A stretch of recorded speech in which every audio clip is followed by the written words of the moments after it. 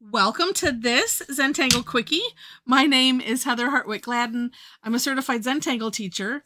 And today we're going to take a look at the tangle Triploded from Brian Baptista. Super neat tangle. It's not necessarily as difficult as it looks. Not necessarily. There's a little bit of trick to it. All right. And I know what attracted me to this was one of my top favorite things to do in Zentangle, right underneath the line ... and that would be what I call the Acme hole. And if you have no idea what I mean by that, you have to watch some Looney Tunes, Roadrunner and Wile E. Coyote, or the movie Who Framed Roger Rabbit. All right, that's your homework if you have no idea what I'm speaking about.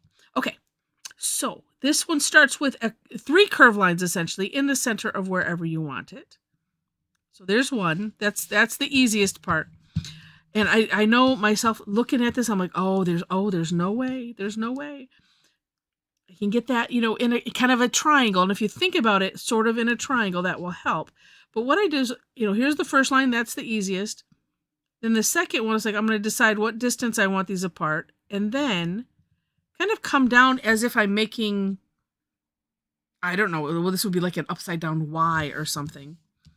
And then working to not worry about it, because I'm like, oh no, this is not going to work. Look at how straight that is across. Well, that's okay, because what we're going to do is going for similar distance here, starting there and ending here, and voila, it just seems to work, and that's cool. All right, now for the Acme hole, if you have not done it before, if you've done the tangle laced, then you have lots of experience with this, and there's some other ones as well that utilize it. Okay, so this is essentially I call it a squashed orb, that we're going to put one side of it underneath this. So if you watch, I'm going to start on this side, come up and around the end, and try to get it to meet back up as if there's a line right there. Okay. And it doesn't matter if you hit those lines or not, the ends of those, because what we're going to do afterwards is to fill in those sides. And so here, I can just draw the line down and just continue to fill it in. Just making sure that it's, that it doesn't look like I added it later. And one nice thing about this is if you made one that was maybe you feel like it was a little too short, then you could start closer to this end. Now maybe I'll do that right here. And similar to what I did there, but this is on purpose. Have it be like that. And then extending those lines out and filling in the sides. So it's like a micro course correction that you can do. Now, kind of sort of the opposite. Actually, let me extend that out and make that nice and even. Similar, if you think that you maybe drew it a little too long, then I would start back a little further, so that way you can kind of get the same curve, but the curve lands right on top of those. So that way you're able to push it, back a little bit if need be. Just some little tricks that I have done over the years with that tangle, and it's very helpful. Now I try to get the same size holes, and sometimes it's possible, sometimes not so much. Try not to worry about it. All right, next step is we're going to essentially do this same thing underneath this. So as I mentioned how we hollow bow, we're going to hollow bow those first curved lines. And what I aim to do, whether I hit it or not is another story, is kind of to go to either side of center on any of the lines. So let's start here like that, and then let's see. Let's start from here because that might be easier. Just remembering to hollow bow underneath that. there we go. And then we'll go back and do some more Acme holes. Now, one thing I did in my version of the step outs is I separated this just like this. I did those lines first and then, did the Acme holes. I do want to make that bigger because it's like I try to make them similar size. That one is really small. But I can come back and do that later. It's nice to just see everything and then figure it out. And then come back if you can. Yeah, and then if you come back and you can't find what it was, like, I know there was something, then you know that it didn't matter. Because it just got disguised right into the rest of your work. Okay, now this, you can do this as many times as you wish. Let's try at least one more. All right. And remembering to hollow out underneath. When it gets bigger, to me, it gets a little bit more challenging. Because I kind of want it, I'd like this to be sort of where, this whole, the opening, let me flip this way, where the opening is kind of center, and I have not quite gotten that yet. Maybe one out of the three, but that's it. So what I'm going to in turn do instead is try to have this line, being over here, but have it be, what I want to say, similar distances to that, so it's nice and uniform. All right.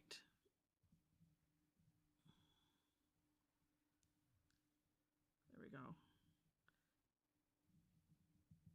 go. My eyes were crossing for a minute. They were not being happy. All right, got 2, and let's see if we can get 3. And this, again, this is just one. Just can't worry about stuff. And so what I'm finding is if I can at least have these 3 ends be similar, that's okay. And you'll see on my other ones, yeah, that doesn't always happen. If I can, great. If not, great. Like I said, I'm going to try to keep these small because it seemed like that helped in adding, the new lines in there. All right, and I'm thinking one final one. Because we've got room.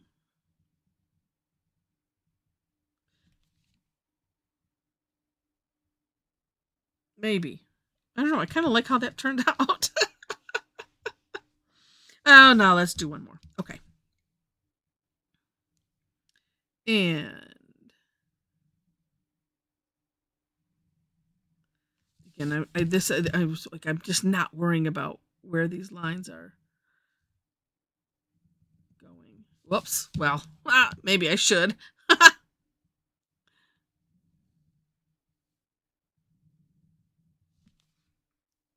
Yeah, there we go. All right, and then, yeah, this is just a perfect number.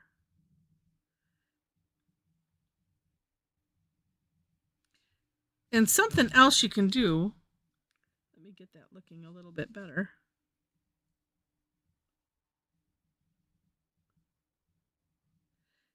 And if you notice on Brian's step out, I believe it was just like these last ones, and I'm going to do this here very carefully on this one, but he aura'd that section, and to me, it makes it look, actually, let me do it this way. I'm like, why is it awkward? Because I'm doing it in a totally different direction than I'm usually doing it. Silly. All right, like that. And then we'll hollow it. No, we won't. Well, we are. Right here, we're hollowing. This is called an aura, Heather. So what's neat about that is it turns it into something a little bit different than just an Acme hole. Like this looks like it's cut into the paper and slid through, where this looks like it has an eyelet, or and so you can treat it a little bit differently. On our sessions today, some made them look like it was an actual ring around that section. Just really, really neat ideas. Okay, we get this.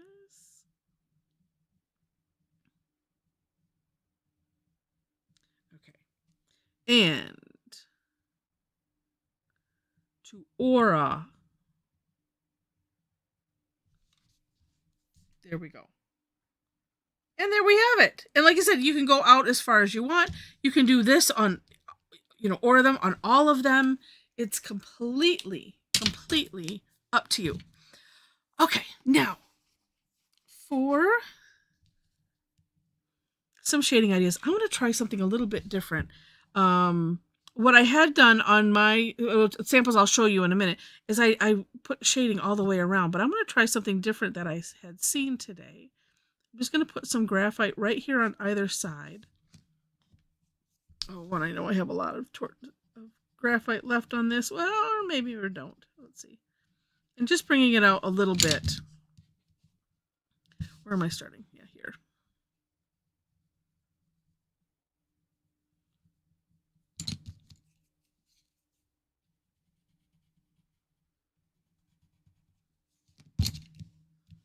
Oh, and so I don't need that one. That one's a white pen.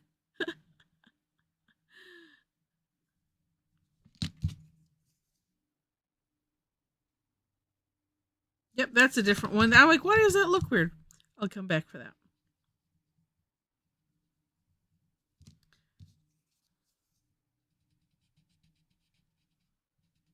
I'm still kind of extending it out. Well, I'll do it for all of them.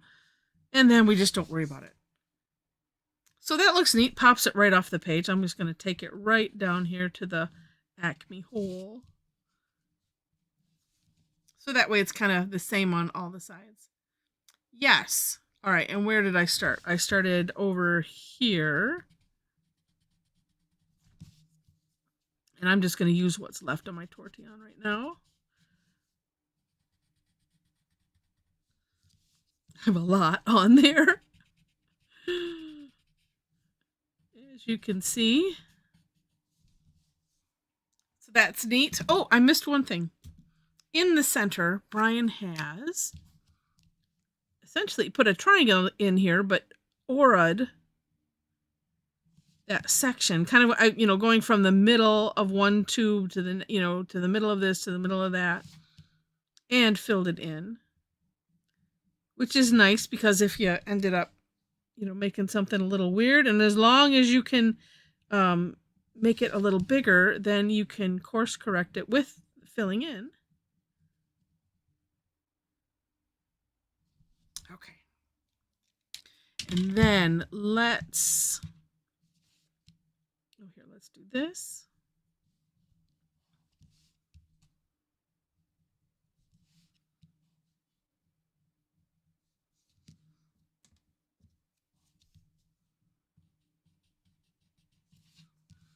It's just these over and unders. And honestly, you don't have to necessarily do all of them either.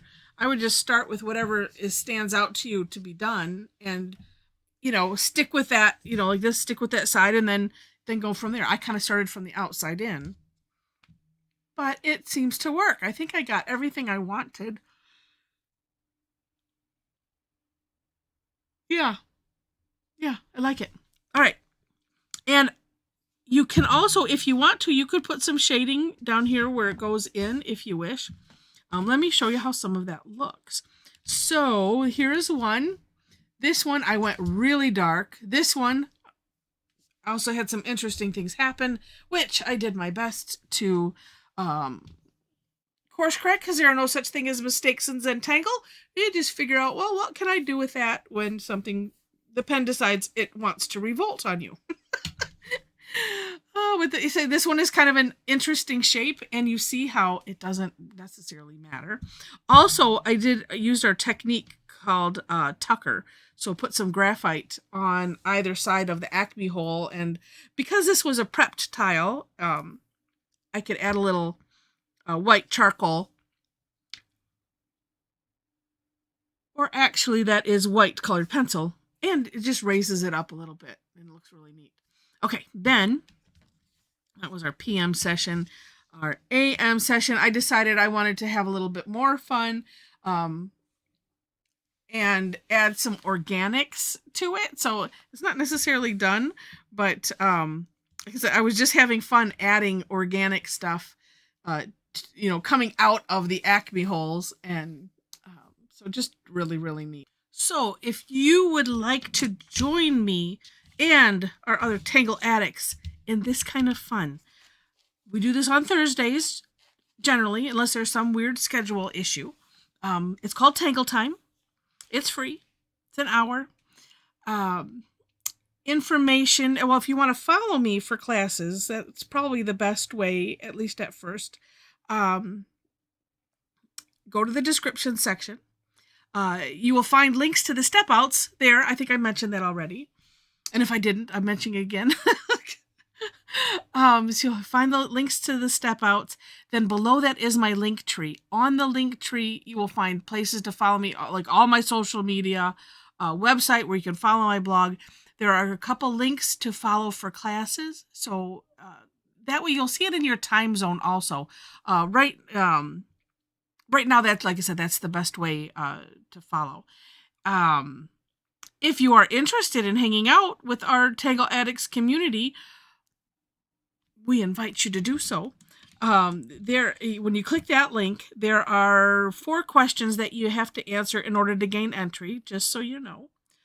And let's see, what else do I want to highlight on there? I think that's it. So you'll see, it's self-explanatory. I just like to highlight a few of those things, especially since we were talking about the Tangle Time sessions. So much fun. All right, so I hope you enjoyed this. If you have, please click on the like button. And if you liked it enough to see more, would love to have you be a subscriber to the channel. I mentioned everything else. So with that, thank you again so much for watching. And I wish you happy tangling.